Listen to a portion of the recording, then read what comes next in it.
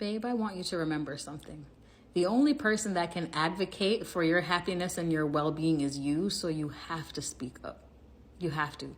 And I know sometimes that can feel anxiety inducing and nerve wracking, but you must speak up, because if you don't speak up, you're not honoring yourself and what you know to be true.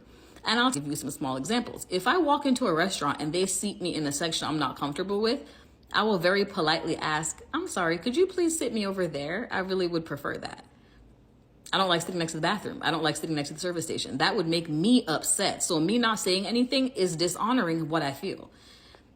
If I'm getting my nails done and I see you painting it crooked, I'll be like, my love, I'm so sorry to be a pain, but would you mind just like straightening that out? Because the thing is, you're gaslighting yourself by saying it's not a big deal. It is a big deal. And even if it's a nail, you're going to have to stare at that nail for the next 2 to 3 weeks, and it's going to make you upset because you didn't say anything, right? This could be at work.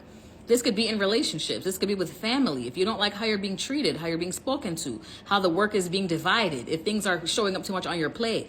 Anyone that's ever worked with me knows if you throw a few too many meetings on my calendar, I'm going to discuss it with you. Is it possible we can just consolidate? This week alone, I literally converted 3 meetings into 1 because I simply reached out and I said, this feels like a lot for me with what I currently have on my plate. Is there any way we could just consolidate this into 1 meeting? And here's how I see that going.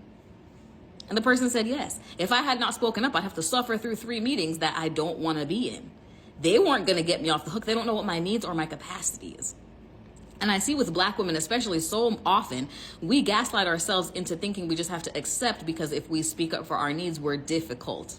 You don't have to be difficult. You can state your needs with peace. But so just remember that when you communicate calmly, with love, without blame, and just tell people what it is that you need.